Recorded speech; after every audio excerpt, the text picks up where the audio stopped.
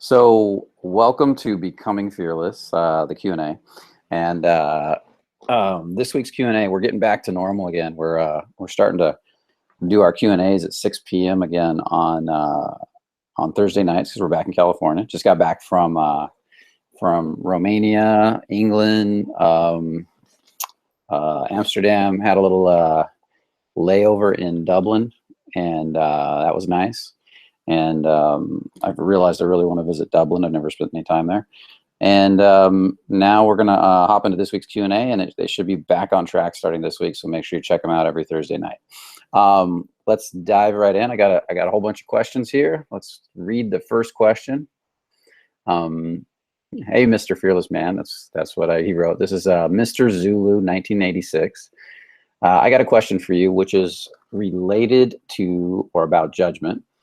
A month ago in my work, I have seen this very hot girl that gave me a strange gaze saying, "I like you, come on, baby." So the gaze said that. She didn't say that literally. Okay, I misread it earlier. Unfortunately, I didn't approach her straight away. So now there has been a month that I didn't talk to her, and I'm wondering, what should I do to meet her? How can I manage the fact that I talked to her now and didn't a month ago? Well, I have a lot of questions for you, as I always do. You know, what it comes down to is I don't know how she's behaving. Is she still showing interest? Is she still giving you great eye contact? Is she still looking at you and kind of sending those signals, or is she shut off on you? Is she said, "Oh, this guy's not interested because he didn't respond," so she's kind of pulling away? So that would be my first question. And but since I can't ask you that question, all I can really say is get over there and talk to her. Go over and have a conversation. See what she says. See how she responds. See how she's being. That's the real key. You know, you're not going to know till you get over and talk to her. Go over and say hi. That's the first step. You know, there's no, if you're like preparing for something you don't even know the answer to, like you don't know how she's feeling, you don't know what she's thinking. And I can't listen to ask you a million questions to try to figure it out. The only way to find out is to get over there and have a conversation and see how she reacts, and start talking to her and showing interest. Now, I've always warned people to be careful with workplace romances if you both work at the same company, because sometimes that can be a downfall for some people, especially people that are new to all this. It can create a lot of emotional problems and so forth. But you know your life, so you know your situation.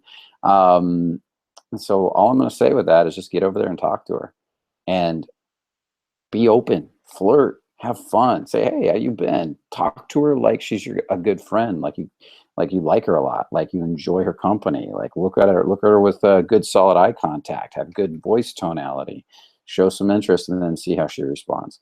And then if you have some trouble after that, then write us another question. And you know, we can watch out for questions on the board for you in response to what happens there. Okay, so I'd say talk to her a few times. You know, feel it out a little bit. The next question comes from Eddie Allen. You use the term being grounded. I'm not sure what you mean by it. How does it help women feel good around men? Well, grounded is one of the key components. We talk about all these different key components to being masculine, and grounded is one of the key components. Grounded, think of a grounding wire. If your car battery isn't grounded, it's not going to operate right. Well, we're the same way. Grounding creates this sense of security for a woman, this sense of solidness. It kind of takes any anxiety or nervousness or weird energy and starts to relax it. And as you come up and you're more relaxed, you're more grounded. And let's say there's an awkward moment. There's this little awkward moment because, you know, you two barely know each other and you're saying hi for the first time. And you're like, "Hi." And there's this awkward moment and you're showing interest. And there's a little tension there and she gets nervous.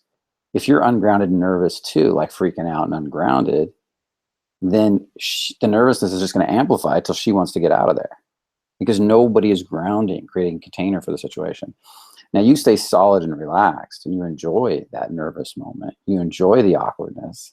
You relax into it, and you just kind of, maybe you're just kind of relaxing and feeling your legs and feeling your pelvis and relaxing down into your body. What she's going to feel is she's getting nervous, but you're kind of managing that. You're staying so calm, it's kind of transferring to her. And she feels that. And to her, that feels really good. So I would say that that being grounded shows your ability as a man to handle the tension in the moment. And that's what women really want from men. Can you manage the tension of the moment? Can you walk into it? Can you ground it? Can you manage it? That equals confidence to them. Okay. Now, you can be nervous. I said something earlier. If you're nervous, right?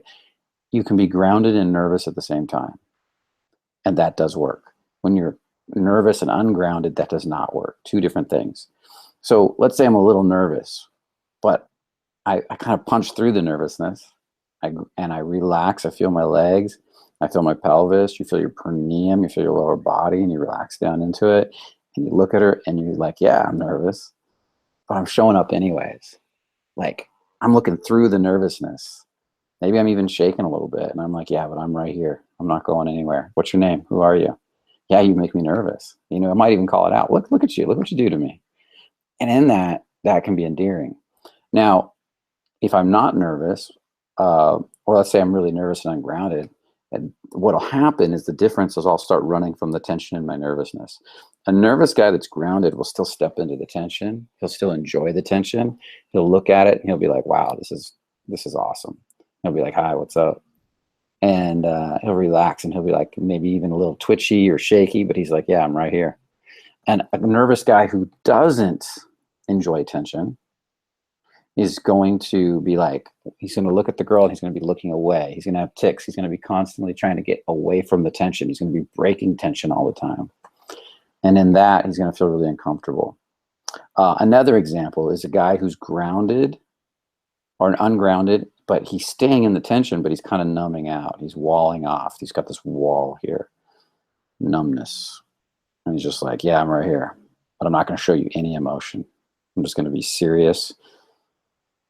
That guy's probably not going to do well either. You got to have some expression, some connection, okay? Because what women are really looking for is that, and they always say this, is confidence. But it's not just confidence in the sense that I can go handle difficult situations. It's confidence with your own emotional expression, your own emotional vulnerability with her emotions, your ability to face those emotions. You don't have to become super emotional, but you have to be willing to feel emotion with her. You have to be willing to connect through the emotion and enjoy her emotions and not run from her emotions when this includes her sad or when she's angry. Because if you can enjoy her anger or her sadness and you can be right there with her, it's the quicker she's going to turn to happy anyways. And you don't have to always be happy either. That's the mistake that some people make, is they think what I just said there, so you mean I always have to be grounded and happy? No. Maybe we meet, I stay connected, I stay in the tension, I stay grounded. And maybe even I get a little angry, like, "No, this is my boundary. This is not okay." And I tell her no, like, I'm not going to let you get away with this anymore in relation to me. This is not something I accept. But I stay open and connected. She's going to really respect that. This stuff has a lot of layers to it. Okay. So just play with the idea of being grounded and a little bit open. Work on feeling your heart and imagining there's a window right here, and relax and see if you can imagine what it's like to just open the window a little bit and feel a little more emotion with the person in front of you. And then work on feeling your legs. Work on feeling your legs and relaxing at the ass, the perineum, that area. What this does, it allows your body to relax downward, and she feels the difference. And work on doing that in conversation. You can start with a friend, and then later work your way up to where you're talking to strangers that way, and then eventually approaching a girl that you really like. And just kind of take your time with it. Don't rush it. Just look for subtle little differences in the way people behave around you. And if you really want to see a powerful example of this, definitely get out to one of the Fearless Man Live events where we demo it right on the stage. And I'm sure there's some videos that we've got in there with some of the different girls where we're kind of going through groundedness. So check out some of the videos on the search topic groundedness and see if you can find something there. So the next question comes from Thomas Bison. And Thomas, let's see, I'm 48 years old and never have attracted a woman in my whole life. I touch women and hug them, ask them out, and they never accept me. I can't even get a 51-year-old woman, and that's my fault. Okay. How come if we make a little mistake, we have no chance in hell, but a woman can make mistakes all they want, and a man would still have sex and want to be in a relationship with her still? It's actually not true that you can't make mistakes. Women forgive constantly. Um, I would love to see you, if you've never been on a date and you're 48, which is interesting to me. I would love to see you stand in front of one of our models and see how you behave, because you're probably self-rejecting on a pretty high level and you don't even know it. There's probably a lot of walls going up, a lot of shutting down, a lot of pulling away. And what happens is when we look at this stuff, there's so many little 1% subtleties going on, little things happening that you can't see, that it literally takes showing you a list of these 1% and working on them a little bit at a time for you to start to make a change. A lot of you think that it's like one thing, and it's usually not. It's a whole bunch of little things that you're doing. And and so you're probably self-rejecting on a pretty high level. Because once you start connecting, you can still do, once you start connecting, feeling your body, feeling your turn on, enjoying the women, you can actually make a fair amount of mistakes and women will still like you, because that's what they really want. They want that connection. They want your turn on. They want your groundedness. And so let's say you're connected and you're turned on, you're grounded, you're giving her your masculine gifts. That's what they are. But then from there, you say the wrong things. Well, the chances of her overlooking that are much higher. Let's say you disconnect for a minute, but then you come back. She's going to be like, okay, whatever, he's back now. That actually might get you points. Let's say you say something really stupid. She might get mad for a sec, but then the next minute she might be attracted to you again, because you're staying in there in that energy. And so it's hard for me to tell you what's wrong. As a matter of fact, I can't, because I have no idea based on the information you just told me. All I can tell you is that there's something going on. I don't know where you live, Thomas, but what I would recommend is you definitely get out to the Fearless Man Live, because I can take a look at you, introduce yourself to me, and we can take a look at you and see how you're being with one of the women. Maybe we can even get you on demo on the stage. We got one coming up in LA and one coming up in Vegas. But if you've gone this long and you're 48, then at that point, I would do whatever it takes to make the shift as quick as possible, because you can't. You might be surprised at what you're doing. And there's an old saying, and there's some truth to it, that women are the gatekeepers to sex and men are the gatekeepers to relationships. Women do often perceptually look like they hold the keys to sex, to getting sex. And there's some truth to that. And that's what you're seeing. Once you're in a relationship, then there's kind of you holding the keys to going deeper into that relationship a lot for women, and they struggle to go deeper. And that's why they resist a lot in having sex, because if they really want a relationship and they're not sure you're going to be able to go there with them, they're kind of trying to cut that off early so they don't get attached. But once they get attached, matter of fact, they can become very forgiving and work really hard to try to make this thing work. They'll work, and then usually at a certain point they're done when it's just not working, even if they love you. Women will walk away from men they love all the time because they know it's not going to go any deeper, and they need it to constantly deepen. That's relationship. Dating is a different story, and so I'm not going to get into that because that's not the topic. But in dating, you got to convey what you want through who you're being, whether you're just conveying dating, sex, relationship, so that she gets a clear picture of who you are. Okay, so let's go on to the next one. The game philosopher. This one I don't know that I can really answer, but I'm going to give the best answer I can. Can you do an autism-friendly video, please? The difficulty in reading social cues is something that puts some of us behind in social situations in general. Definitely not as good for seducing a lady friend. The only thing that really trips me up is social anxiety that comes from a deep angst. But I love women, and I am confident, especially past the first mark. as I do not know how to approach her. But when I'm talking with her, I can put my charm and enjoy a good conversation. So if you can seduce women after you get to know them, then it doesn't sound like there's a problem with autism, because it takes the same skills to seduce after you get to know them as it does to approach and get to know them. So I want to that sounds more like like you're walling off on the approach due to fear.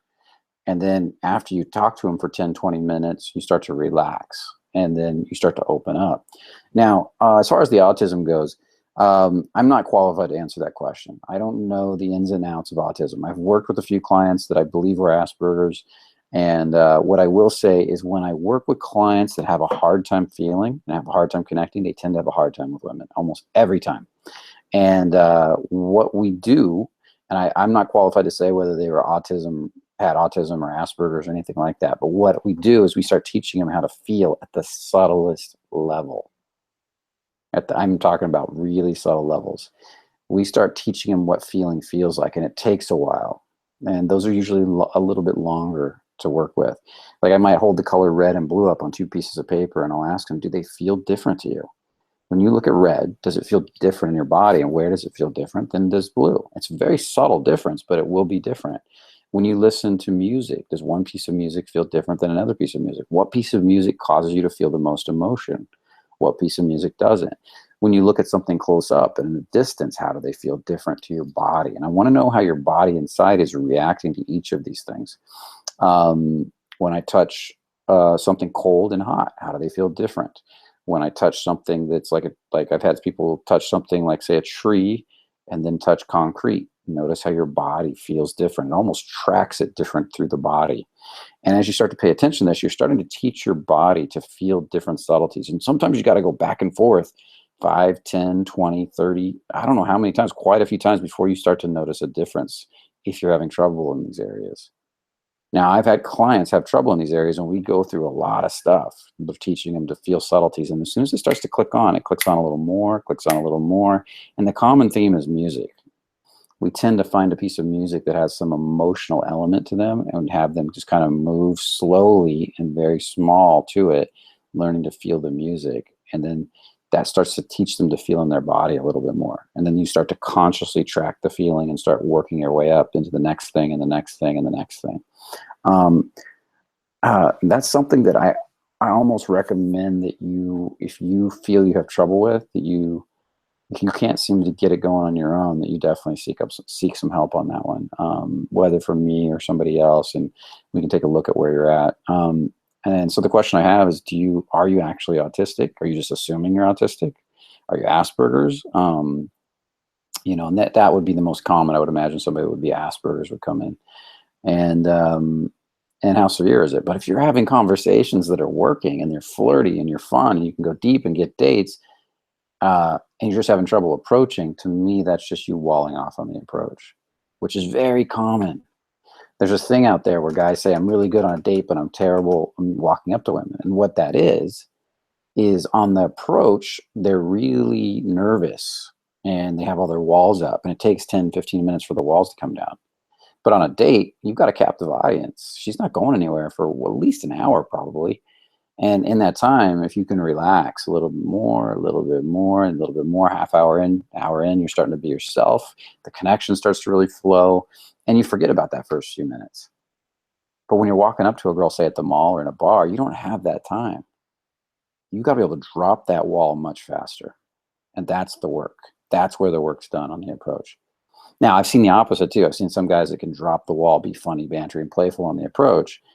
They take a girl out, and because she starts going deeper than he's used to, starts asking more emotional questions, after a date or two, the girl loses interest because he won't go any deeper.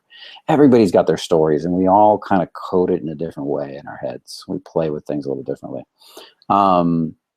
So hopefully that helps.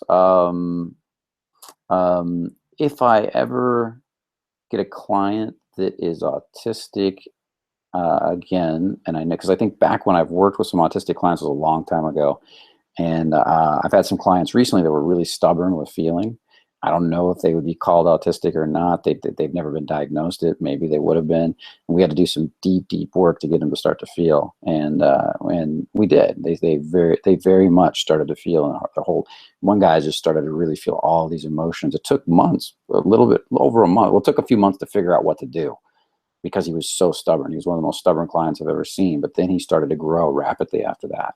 And he started to change a lot. It changed his whole business life. It changed his relationships to women, changed so many different, his relationships to his family, because suddenly he started to have emotions again. He was so numbing out and walling off, pushing people away. And when all that shifted, it changed everything. So,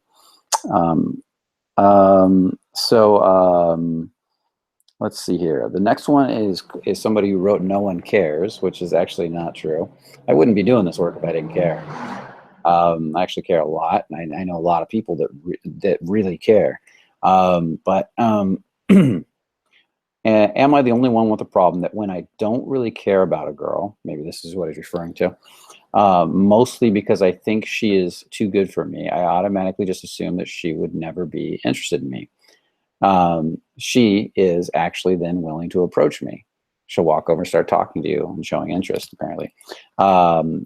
But the moment I start to care, she seems to grow cold. And he wrote, "We connect and connection." I think he meant we lose connection or something like that.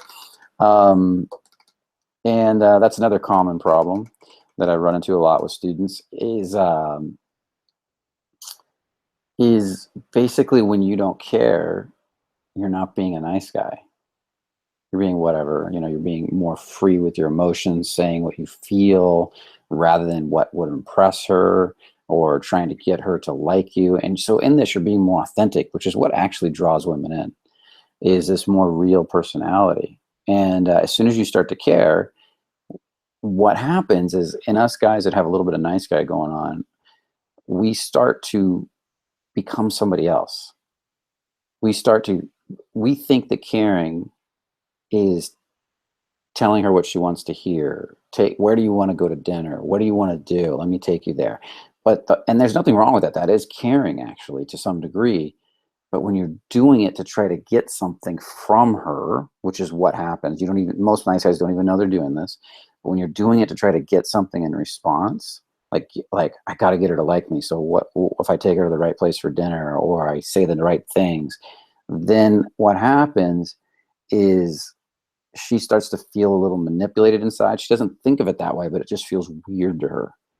And you ever had a girl or a person just trying to impress you, sitting there and saying, "Oh yeah, I like that too," or "Oh yeah, that's really cool," or "Oh my God, that's really neat," or "You're funny," and just keep telling you that kind of stuff over and over? And it gets a little weird after a while. Or they anything you want to do, they want to do. You're like, "Hey, let's go to this restaurant." "Yeah, that sounds great. I'd love to go there." And you know what? I changed my mind. I'd rather go over this other place. "Well, yeah, that place probably sounds good too." They have no sense of their own personality. You see, when you're out with your best friend who you're not trying to impress, do you do that stuff? No, you're real with them. I'd rather go to this restaurant, or, "Oh, why do you want to go to that one? Let's go to this one." And in some of our disagreements, as much as our agreements, there's a mix of the two. We actually grow and learn from each other. And that's what women really want from men. They want a man who's not afraid to be himself and tell her what he likes. And also, when you two do have something in common, like we both like this certain type of movie, or there was a specific movie we both loved, it's genuine, real excitement that you two are sharing together, and you're not pretending to like something to make her happy. And nice guys just don't realize they do this, but they do. And if you took a deeper look, you might see the places in your life where you're not being fully authentic and real with these women. And when you're not caring, you're more real. You say the things that you feel, that's more authentic to your gut, and you don't speak from your head. Another thing that happens, because I just brought it up, is sometimes when we don't care, we're more relaxed in our body. There's more emotional expression. There's more openness, because we're feeling down the core of our body. As soon as we start to think we can get somewhere with this girl, start to like her, along with this nice guy syndrome thing, we also pull up out of our emotions and go into our head and start analyzing what to do. And that cuts off a lot of emotion. Suddenly, you're more like thinking and trying to get somewhere, and she can't feel your emotions. And a woman can't have fun with a guy that she can't enjoy his emotions with him. Like when he's sad, he's sad. When he's happy, and vice versa. She wants to feel you feeling her emotions while you feel hers. And if you're being super analytical, for all you analytical guys out there, you can't seduce a woman from that place. They don't want to be seduced from that place. They know what's going on. They're complicit in their own seduction. Zamparion says that, and it's super true. And it's no fun for them.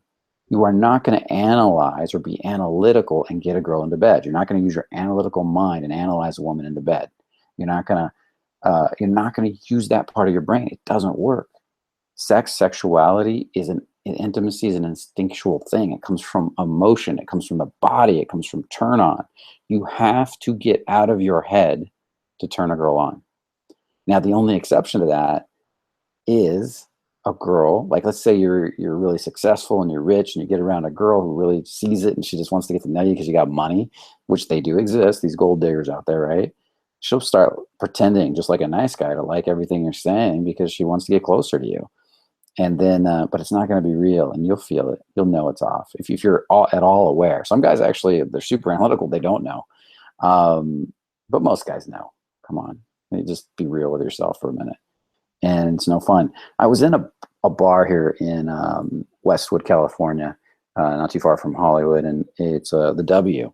There's a W hotel. They had this bar attached, and these really two hot girls came in. Was it two or three? I think there might have been a third one that was kind of in the background. And they started working every guy in the fucking room. They were just going up to guys because this restaurant and bar tends to have really successful men. It's a place where successful business people stay and people traveling through town stay. And Obama would hold events there when he was doing his different events throughout the years.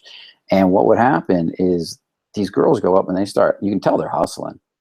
They're working there. Oh, how you doing? What's up? And they're trying to hustle each guy. Each guy's just shutting them down. The guy, you could see the look in the guy's face. It felt weird to them.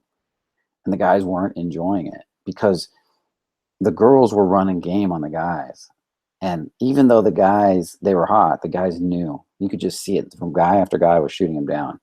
And, the girls turned out to be hookers, high-end escorts trying to find a rich client in the bar. And every guy could just feel the weirdness coming up, and they were just shutting them down one after another. You can see this in Vegas too, when these girls are hustling guys in Vegas. It feels a little weird. And so, so start to pay attention to how you're being with a girl. Are you hustling her because you want something from her? Are you trying to just get sex from her? Are you just trying to get her to like you so you can get? A lot of times, nice guys, they aren't trying to even get sex. Sometimes they're just trying to get a date or get a girl to like them. And that's a very genuine thing, but they're trying to still they're like eager for that validation. Come on, like me back. So that they feel good about themselves. And think about it. The man who's really good with women doesn't go out saying, I hope a girl likes me tonight. He kind of feels it inside. He knows a girl is going to like him. Matter of fact, he just goes out and expects girls to like him. I'll meet another girl. I'll meet girls all the time. That's just the way it is. And that's where you want to get. You want to get the beliefs inside you that solid. So let's see. Let's move on. Hopefully that answered your question there. No one cares. The next one is by Ice Bear. We got more questions than usual tonight, but we're doing well for time. So Ice Bear. So the question is, so what if you possess all the right qualities that you talk about in this video? The video, are you rejecting women without realizing it? I can't even remember what I said in that video. I make so many that I'll have to go back and look at it at some point, but that one gets a lot of views. So you're not an asshole or at all disrespectful or arrogant. You're not down on yourself at all or nervous about talking to women, and it still doesn't work. What if other older women in relationships are asking you questions like, how in the world are you still single? Because they know what kind of man you are, the quality of your character, and you're decently attractive and how much you want to be in a relationship with a nice woman. What if you're doing everything right according to every single self-help video, therapist, family member, friend you've ever heard speak on the matter, and you're still alone? What do you do then? Oh, wow. It sounds like you're just fucked. I'm kidding. Listen, Ice Bear. The results that you're getting in the outside world indicate that there's something wrong. That's all. There's nothing broken about you. There's still something going on, and you're not seeing it. That's all it is. And you got to accept the fact that you're still doing something wrong, and you need to take a deeper look at that. And you're not going to most likely see it yourself. If you can't see it by now yourself, and people around you aren't seeing it, or maybe they're seeing it and they're just lying to you because they want to be nice, or maybe you have trouble taking feedback, or maybe there's a little bit of arrogance going on, and so you like to act like, I've had clients like that. They like to, I've got it all together. I've got it all together. When you give them any feedback, they're rare. Most guys are ready for the feedback, but you get one once in a while that's like, no, I got this down. I know what's going on, and they just kind of be a know-it-all. Then you've got to realize at that point that you need to stop for a minute and open your ears and listen to somebody that knows a little bit more than you. Find somebody that can look at you and see what's going on, whether that's a natural, whether that's a coach. You need to get in front of somebody that has expertise in this area. If you come to one of our workshops, I'm going to put you in front of a beautiful woman, and we're going to watch, and we're going to see all the micro expressions and all the little subtle ways you could be rejecting, and I'll show it right back to you. If you come to the live Fearless Man, maybe we can even do something with you on stage. But that's where it's happening. It's in the subtle. If you're getting rejected, it's exactly what it is. There's nothing special about the fact that, like, you can't be doing everything perfect and not be getting results. There has to be something off. And if you can't see the results, you need to get in front of somebody that can. Whether it's me, Zan Perrion, or some other coach out there that you really like, and let us give you real feedback and be open to it. Surrender to the process. Or get in front of a natural if you can find a good natural, or get in front of, have somebody, but it's got to be somebody that can be honest with you. Because one of the things that I noticed, and this is what I was kind of trying to allude to a little bit ago, is that sometimes guys that are, that have a hard time taking feedback, that think they have it all together and want to stick to that story, their friends won't give them any real feedback, because they argue with them, they fight with them, they get mad, they get frustrated. So the friends just tell them, yeah, everything's good, because they don't want to deal with you. And I'm not sure if that's the case with you. That may not be at all. But if that is, you need to take a deeper look at that too. Because a lot of times that's really what it comes down to is, God, if I open this can of worms, he's gonna give me a little attitude, and I don't need to deal with that, you know. And when we get a client like that, we have to get really serious with them, because they don't want to hear it. Like I said before, it's rare, but they do come in like that. And I'm not saying you're like that, but if you are, take a deeper look at yourself. Ask your friends if you're like that. Ask your friends if you're difficult to talk to or difficult to receive feedback. Ask them for some honesty. And if you're still not getting the real answer, then get out to an event, at least one of the $97 events that we have, where you can actually see a lot of the subtle communication right there live and in person. And maybe we can even do a demo with you on stage and introduce yourself. Tell me your ice bear. I may not remember this moment because I do so much work with different people, but you'll have to remind me. So don't take that personal. But be open to the process. The students that grow the most surrender to the process. If I was to go get coaching from somebody else, I would surrender fully in the process. Matter of fact, I'd prefer that they didn't even know, at least in the beginning, that I was a coach, because that I wanted to just be clean and like, I'm surrendering. I'm an idiot. I don't know anything. You know, I'm an open book. Treat me like I don't know anything. Because, and then don't try to explain, well, I'm only doing this because. No, just try it on. Try on the next thing. Listen to the next thing. And then after you've gone through a bunch of work, then come back and say, okay, how does this compare with what I already know? Because being humble like that and being able to receive feedback is super important for growth. And we have a hard time with it. And in the United States, sometimes it's interesting how many guys can take feedback personal too. Actually, it's not, you know what? I wouldn't say that's true with the guys I get. Actually, I'm going to contradict myself. I hear that a lot from other coaches, but with the guys I get, you guys are pretty much willing and ready to receive feedback. So, and I really respect that about you guys. Okay, the next one is the Tony 347. And Cairo, if you're getting the group chats out there, I've only got a couple more here, and then I'm going to be ready for some questions. So I want to take some of your guys' questions and so forth, and have a little more interaction going on here. So the Tony 347. I remember my first real rejection. It was at Nordstrom's in the Grove, in the makeup section. Been there a million times because I live by there. I saw a really hot girl dressed to the nines. I walk over and said, "I thought you were cute." She looked over at me and said, "Oh." Then I asked, "What's her name?" Then she said, "Leave me alone," not loud, but that shot my confidence like no other.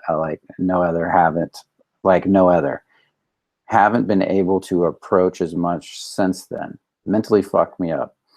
It is really possible to, and is it really possible to enjoy rejection without trying to avoid the pain? And how can I get to this place of being? Yes, you can start enjoying rejection, but you need to go through it, and you need to welcome a lot of it. You know, the only way, think about it, like, it's a good example. Some people love working out. Matter of fact, they love the pain that comes to the soreness after a good workout. Other people hate it with a passion. Some people love learning things new, like languages. Other people hate it. Some people started out hating learning a language and later ended up loving learning languages and become polyglots, where they learn like 10, 20 languages. The only thing that makes you fear rejection is whatever stories you have about rejection and how it relates to you. So as you get rejected more, you start to get used to the rejection. But what you can't do is learn to wall off the rejection. That's where people go wrong all the time. They get rejected, they put more of a wall up. Okay, I got it. They get rejected, they put more of a wall up. I got it. No, you get rejected, you got to welcome the pain and what the sadness or the hurt or the loneliness or the sense of needing validation. Welcome it and say, yeah, can I welcome this pain? And then breathe through it and just welcome it a little more. And then welcome it a little more until you can start to relax into the pain. You get a sense that there's a you, the observer, watching the physical you have the pain, and that's okay. When you can start to get that sense, that's where you start to grow. And then continue to welcome it, and then after a while say, can I let go of some of this pain? What you're really doing is letting go of stories about yourself. And then can I let go of some more? And can I let go of some more? And just try that process. Welcome it and let it go whenever you get rejected. And you might have to welcome it and sit with it for 5 minutes, 10 minutes, if it's a really deep one. But watch, you're going to welcome not just the pain, you're going to welcome the stories, the sights, the sounds, the images, the feelings that come up with it. Listen to that racing voice in your head, going over the interaction and what she said to you, and just keep welcoming that too. And start seeing the voices separate than you, just like a tape recorder rolling off in your head. And start feeling it. Just watch and listen. And then say, okay, can I just start letting this go? And how you're going to let it go is by feeling your body. You can't wall off and do this. Ask your heart to relax, all the muscles around here, and just relax. Ask your stomach to relax. And then ask yourself, can I let some more go? And if you only let just a little bit go, you can feel a hair lighter from that. That's beautiful, because a spark can create a forest fire. So what you do is you get that hair lighter and you welcome that. And then you do it again. And you do it again. What happens is it starts to compound after a while and you start to feel better. I've had students who had a problem with rejection go out and ask for rejections. They go up and say, you know what, I'm just working on my confidence and I'm walking around meeting as many people as I can. Can you do me a favor? And they'll say, what? I say, can you reject me? I'm just getting over rejection. Just reject me. And what you're doing then is you're kind of asking for the very thing that you're afraid of, and you start to laugh at it. It starts to become a joke. Most of the time they'll say, no, I can't do that. And they'll laugh, but some will. And some will be like, we'll get out of here. And then you'll be like, thank you. And you're learning to own that rejection and not take it personal. And that's really all there is to it. But you do need to get out there and get rejected. The more comfortable you get with rejection, the more relaxed you're going to be in your body. The more relaxed you get on your body, the easier it's going to be to approach, because you're not going to be worried about the rejection anymore. When you no longer fear getting your heart broken wide open, or you're getting rejected and having your self-esteem damaged, then you're going to be able to be yourself when you walk up. Hey, what's up? How you doing? And when somebody rejects you, you'll be like, okay, not the one for me, and you move on to the next one. Because you will be getting rejected no matter how good you get. It's going to happen.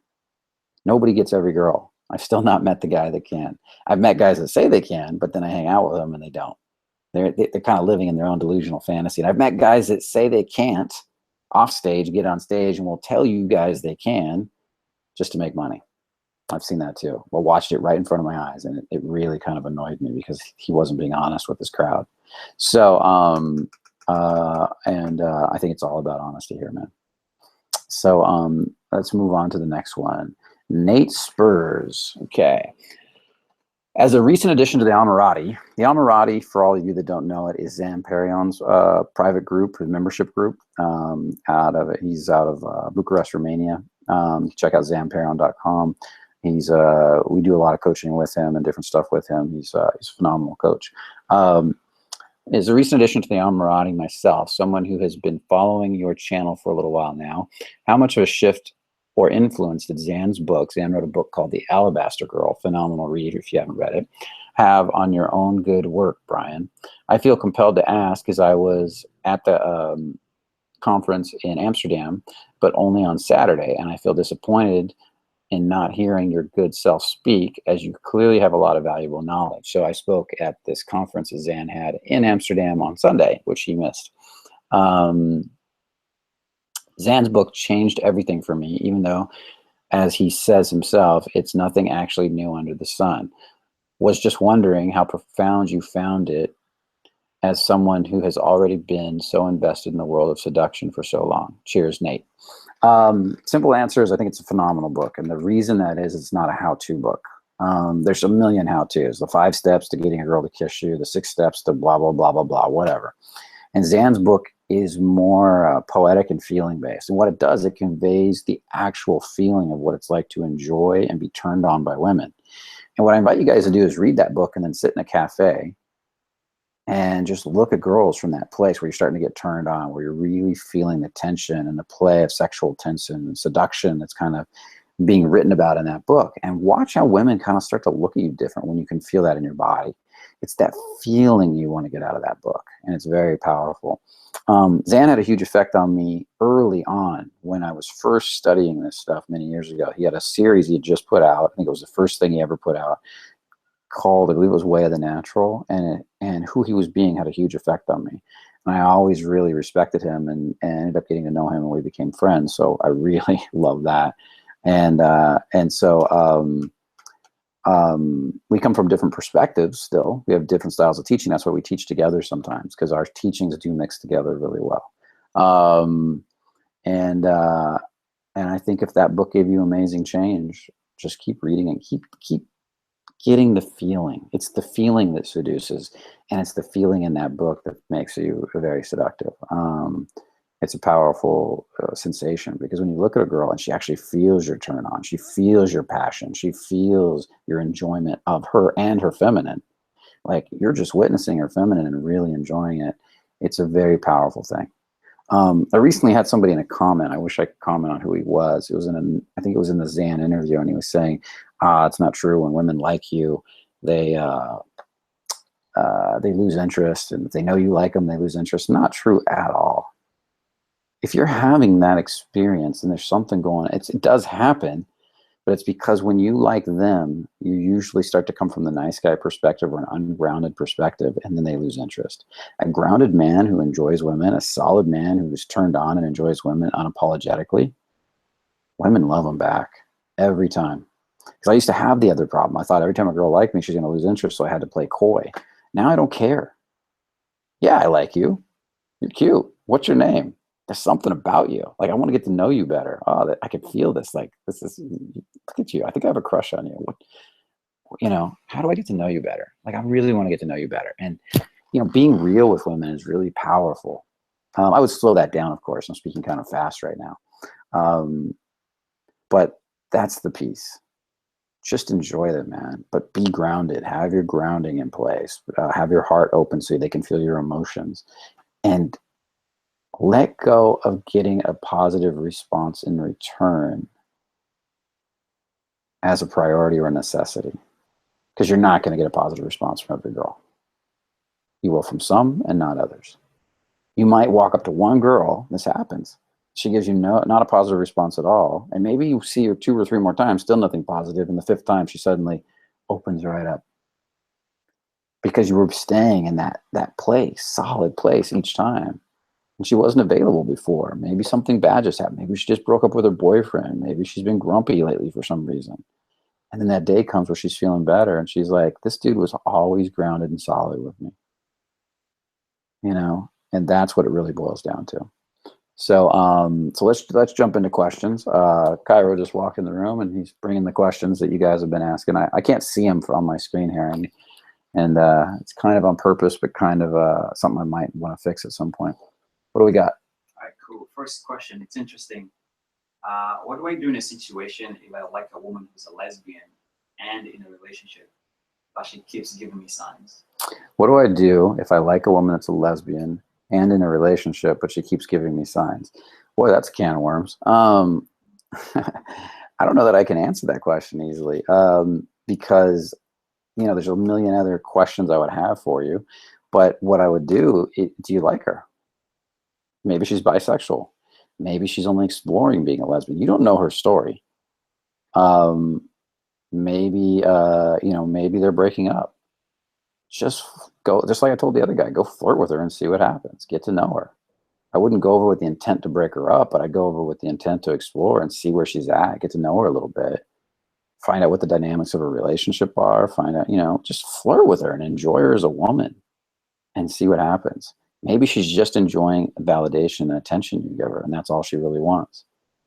But until you flirt, you won't know. She might just enjoy your validation and attention for a month, 2 months, and just flirt with you, but she's got a relationship, so she won't do anything. And suddenly she breaks up with this girl, and she's all over you because she's really bisexual. And so all you can really do is go with the flow. If you're looking for a way to break up her relationship, I'm not really into that, but it's letting somebody show up and say, you know what, this relationship's ending and I'm interested in you, I'm fine with that. So go flirt, have fun, show interest, let her know you like her, be non-reactive to outcome, you know, be grounded, be solid, all the things a solid man is, and let's see what she does. And then once you get a little interaction under your belt and you got some things going on, then send us another question. I'd like to see what happens there, unless you've got more now. So we'll leave it at that for now. Cool. So I'm 19, I'm quite tall, but I've been out of a relationship for over 3 years. I've had very little sex since then. And I just want to know what to do to be good with women. So I'm 19. I'm not very tall. I'm quite tall. I'm quite tall. I've been out of a relationship for 3 years. I've been out of a relationship for 3 years. But little sex since then, and I just want to know how to get good with women. Had little sex and want to know how to get good with women again. Well, that's a general question that everybody has, is how do I get good with women? The height doesn't matter. 19 doesn't matter. Having little sex doesn't matter. Being out of a relationship for 3 years doesn't matter. Those are all your stories. Okay. So throw all those stories out. You're a guy, you're designed to attract women, period. So all you have to do is get out there and start talking to women, but you need to make sure you're being grounded and connected to your body. So go watch the videos that we have on this stuff. Look through learn about sexual tension, learn about voice tone, they've got tons of videos. Watch the videos, learn what the qualities of an attractive man are. And if you want personal instruction, you want me to look at your personal scenario and what's going on with you, then come out to a Fearless Man Live or a workshop. And I'll be glad to take a look at where you're at. The Fearless Man Lives, by the way, are going to get bigger, and it's going to be harder for me to look at everybody. I'm going to have to just do demos on the stage because they're already getting bigger. In the first one, you know, they're smaller, so I can see everybody more, but they're growing really fast. Okay. So I would recommend, if you really want to get some personal instruction, that's the way to do it, or get out to a workshop. That's where you're going to get lots of personal instruction. But in general, watch the videos, maybe check out the membership site, check out the ebook, apply the principles, because I don't know what your specific challenges are based on what you told me, other than stories about height or age, which none of that matters. Okay. You apply the principles of being a grounded, solid, connected man that knows how to create a container, penetrate, lead, all that stuff, then, you know, women are going to start showing up in your life. That's all there is to it, because you're designed to attract women. You're male. You're the natural polarizing element for the female. And just think about that for a minute. You know, throughout history, men have been attracted, or the masculine really has been attracting the feminine. That's the way it's designed. That's law of polarity. Okay. Cool. Can you go deeper into what you mean by self-rejecting? Can you go deeper into what you mean by self-rejecting? Yes. I just said it. You're designed to attract women, you're male, or you're designed to attract women if you're at all masculine, and the feminine, that is. So the masculine attracts the feminine.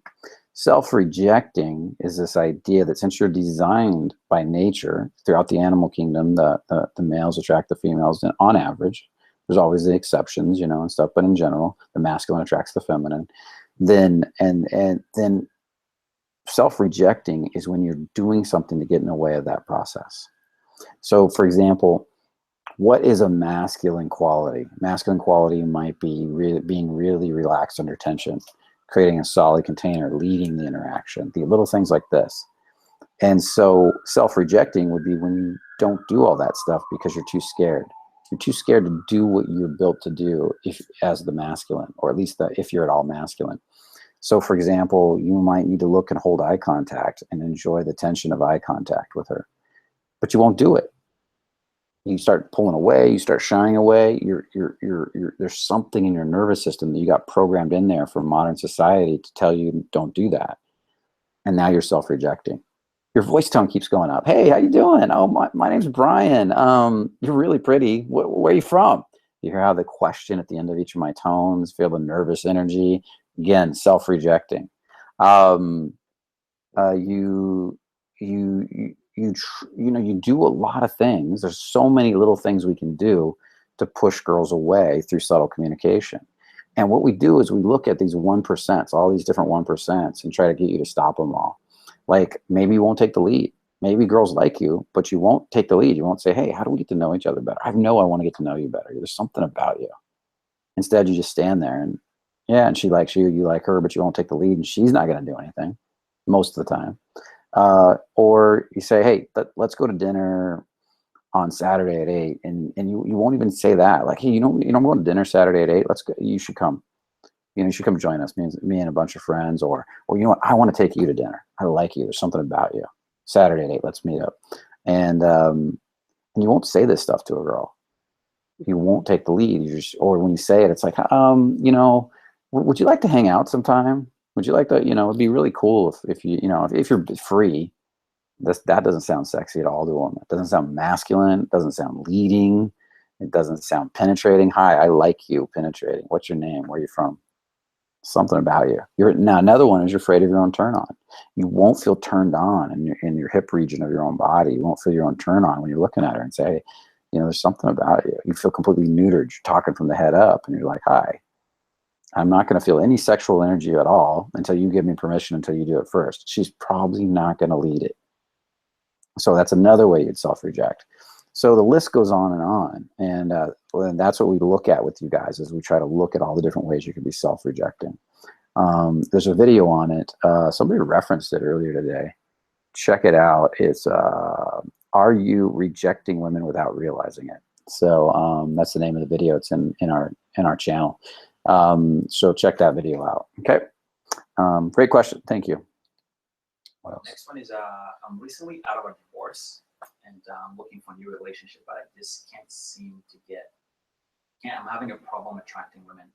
I have no issue approaching women, but I just can't get them attracted to me. I'm recently out of a divorce, and I'm having trouble attracting women.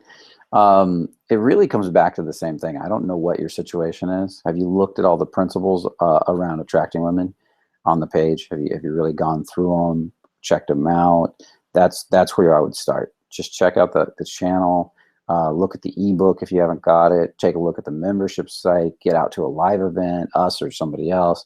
Because what's happening is you're giving me a very vague question. You're saying women aren't getting attracted to me. Well, is it because you're not leading? Is it because you're not penetrating? How are you self-rejecting? Is it because your voice tone is apologetic all the time? Are you being a super nice guy? Are you being walled off emotionally and you're just talking head? These are a lot of different things we could be doing. And so I come up here, I wall off, I shut off here. I'm like, hey, how you doing? My name's Brian. Where are you from? Very interesting. Tell me more about that. And see, now I'm a talking head. There's some groundedness, sure, but there's no emotion coming off my body. Now I'm going to start relaxing back down and start allowing the emotion to flow again, and start allowing myself to enjoy talking and start enjoy connecting again and being curious and appreciative and all the energies that need to go with it. So are you willing to feel your own emotions when you talk? So these are the things that kind of come through. Otherwise, it's just a really general question, so it's really hard for me to answer. So check out the channel, check out the different stuff we have to offer, or if you're interested in somebody else, check them out too. Zan Perion's book, Alabaster Girl, is a great resource. And dig in a little deeper, see where the problem's at, get a little more specific. Okay. Anything else?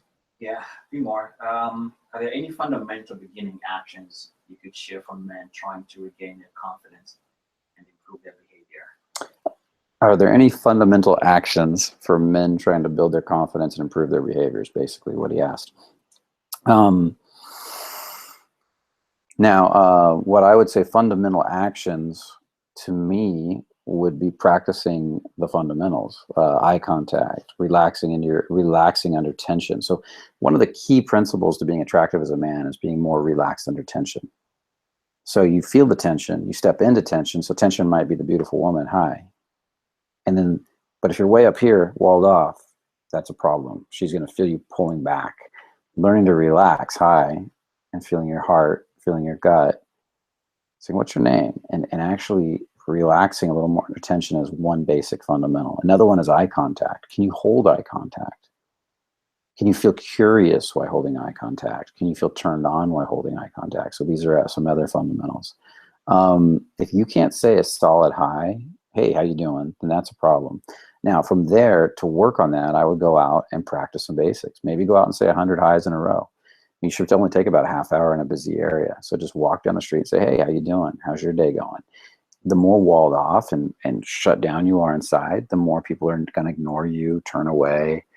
The more connected you are, the more relaxed you become. You got to give the right distance, make sure they're ahead of you when you say it. The more relaxed you become, the more people are either going to smile, nod, say hi back. Some people say, oh, do I know you? And you might start a conversation. And that starts to teach you how to relax in your body while being seen, while being social, while flowing. And then from there, I would work on the fundamentals of just stopping and talking to people. Like we'll stop 100 people. Also, it'll take about an hour and a half or so. Just, commit to about 20-second conversations each, and just pick any group that's got a girl in it. It could be one girl and 3 guys, doesn't matter. Hey, how you doing? Do you have the time? Do you have directions? I'd start with that. Start building your way up. As you get more relaxed, make it a little harder. Make it a little more difficult. As you start to connect better with people, you're holding better eye contact, your voice is relaxing, you're starting to say, hey, do you know where Starbucks is? Awesome. I was totally lost. I'm not from around here. Hey, where are you from? That might be another question you ask. So you want to play with the conversation after a while, start to have fun with it. And then just keep working your way up till eventually you can walk right up to a girl and say, hey, you're really cute. There's something about you. I had to come over and meet you. What's your name? Or, you know what? I saw you from over there and I just had to come meet you. Or you might even push a little bit. Say, you know what? You are really fucking cute. There's something about you where you're putting a little more oomph in there. And you're building your way up. And maybe you won't get that in the first 100. Maybe it'll take 400 stops before you start feeling comfortable doing that with the women that you like. Maybe it'll happen in the first, but each one, if you just focus on one skill, little eye contact, voice tone, relaxation, feeling your heart, feeling your gut, talking with your hands, being a little more expressive, you'll start to naturally get more and more comfortable talking to strangers. And then eventually you want to start working on length of conversation. Ask a second question, a third question, and let your body kind of figure it out. Don't be afraid to mess it up 10, 20, 30 times before you figure one skill set out. And then go to the next one and the next one. And this is why we say talk to everybody rather than just hot girls, so you can practice talking a lot. And then when you see a hot girl, you have all this experience talking to strangers under your belt. And yes, she'll be able to make you a little more nervous because she's a hot girl, but it's a lot better to have all that experience under your belt than never to talk to anybody, be bad being social, and then walk over the hot girl and try to impress her. You need that experience if you're not being good at it. Get out there and get messy and talk to a lot of people. And then when you see a hot girl, go over and talk to her too. Start with the same thing, basic, hey, hot girl. Hey, do you have directions? Oh, interesting. You know what? You make a good tour guide. You know what? You want to show me where it's at? I get lost real easy. Just see what happens. Experiment. Say all kinds of stuff. Make up things. As you start to relax, your creative brain will kick on. When you're nervous, you won't be able to think of anything. So it'll just be, hey, why? The first 20 might be you getting comfortable. Like, hey, can you give me directions to Starbucks? Is it from around here? Awesome, thank you. Because that's all you could handle. But after you've done 10, 20 of those, you start to calm down and you start to get bored. And then you want to get creative. And that creativity is when it comes in, is where you start to figure things out. And you start to go from there. Don't be afraid to screw up. Screw up a lot. That's how you get good. You screw up a lot and you get over the fear of rejection, and that's how you get good. Matter of fact, you could even play with the one I talked about earlier.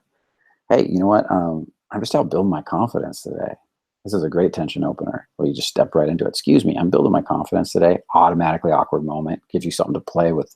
Grounding, getting relaxed under tension, nervousness, and you're learning to relax and enjoy it so that they get relaxed. And you go, can you do me a favor? Can you just reject me, tell me to get lost or something? And just watch how people react.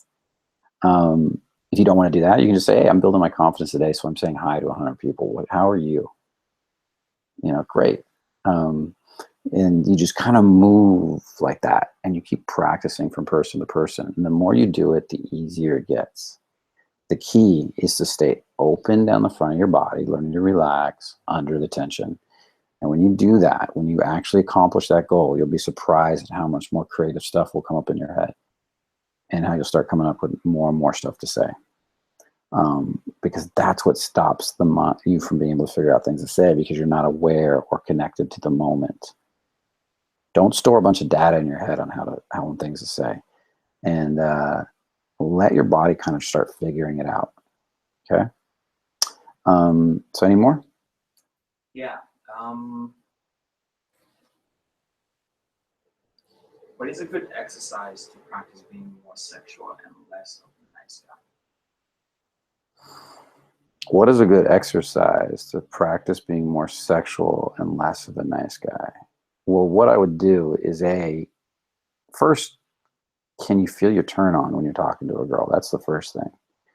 I have a lot of students do a lot of meditation work around what they would call the second chakra, the hip region, accessing their turn on, feeling the turn on, because you need to be able to access that while talking to a girl you find attractive. I always say you're kind of neutering yourself when you turn that energy off. So start doing some form of, I just put awareness down there so you can feel a tingle or a warmth or something starting to wake up down there. We'll do a simple meditation where we just put awareness there and we look for the littlest feeling. And then we start sitting with that feeling and sitting with that feeling until it starts to kick up, until you can start to access it at will. That's number one. So I would say do that on a regular basis for a little while until you can start to really access that. You'll feel your legs, you'll feel your hips, you'll feel your balls, you'll feel yourself starting to wake up down there. And because so many of you just don't have access to that part of your body while you're walking and talking. Once you start to access it, then start to sit out at a coffee shop and start to do the meditation. We're just kind of open-eyed, relax, and see if you start to feel that part of your body and start to feel the sense. Find somebody you like and allow yourself to feel attracted to them. Don't leer, but just kind of, yeah, she's beautiful. Can I allow myself to feel attracted to her? And just sit there and see if you can. And look at somebody else. Can I allow myself to feel attracted to her? And allow that part of your body to turn on. And then I would say walk over and say something while feeling that part of the body. Something innocuous. You don't have to say a lot, like, hi, what are you drinking? That looks really good. And then look in them in the eyes and say hi while feeling that part of your body. That would be the first thing I would say to do, because you need access to that part of the body. Because if you start coming over and saying really sexual stuff without access to that part of the body, it's like you're going to say sexual stuff, but you're going to be neutered in feeling, and it doesn't make sense to people. And it doesn't make sense at all. So that would be the most important piece, I would say. And you'll be surprised what that'll do alone. Okay. Okay. I'm going to let it go at that. It's a 7-Eleven now. Kind of funny. 7-Eleven. I don't know why I think that's funny, but anyways, it's 7-Eleven. We've talked for a little over an hour. Hope you guys enjoyed the call. I love doing these talks. So we'll be back next week at 6. We're going to be putting out more videos, more interviews, more Becoming Fearless interviews like the one with Zan. If you haven't checked out the one with Zan, we talked about Zan today, make sure to check that out. It's a great interview. Did that in Romania. You'll see that it has a beautiful black backdrop, and it's really kind of artistic looking, and that's the work of a man named Cosman. He did a great job on that. So make sure to check out that video. And one more thing before I go. We have upcoming events. We have the Fearless Man Live, July 8th and 9th in Los Angeles. So it'll be right in the middle of summer, right after 4th of July. There's a link in the chat and description box. So make sure to check that out. And Fearless Man Live is your chance to meet me in person, to see demos of everything I'm talking about, to meet some of the models, to see how all this stuff really works live right in front of you, or you're right in front of right there watching it, that is, and you get to ask all your questions. You get to get up there and ask your questions in person. And when you ask these questions, I can give you better feedback because I can see who you're being, how you're being, the way you're talking. And if I pull you on stage and put you in front of a model for a few minutes, if you want to, you don't have to, then we can even see more. And so it's a great opportunity to learn to grow at a much faster rate. You also make lifelong friends at events like this. And these lifelong friends become people you go out with and get to know for years to come. So I highly recommend it. It's where I've met some of my best friends, was at early on at events like this. Really changed my life. The best way to get alerts in the future, future events and webinars, are to follow me on social media or sign up for the newsletter. And you can go to thefearlessman.com, www.thefearlessman.com. Make sure to check that out. You'll see the list of our events there. Anything about Vegas? You want me to say it? That's going to be August 5th and 6th. So August 5th and 6th, we also have a Fearless Man Live going off in Vegas. I'm only going to be teaching half the time at that event. Zan Perrion's going to be teaching the other half. And so if you want to hear some more of Zan and you want to get out and meet him, you want to go to Las Vegas, there's another a great opportunity to check out another event. And I highly recommend you get out that. You can also see that in the description. So, and if you have any questions you'd like to ask, make sure to click the Ask Brian question, and these are questions I can answer on a future call. So you go to, or if you want to type it in the URL, it's www.thefearlessman.com /ask-Brian. thefearlessman.com /ask-Brian. You should be able to find a link to that in the website, thefearlessman.com too. And I'd love to answer your questions. So if you got a burning question, make sure you ask it. We pull questions out of the comments. We pull questions from that feature, the Ask section, and that's what keeps us rolling every week. So I'll see you in next week's Q&A, and remember, only the confident really live. Take care.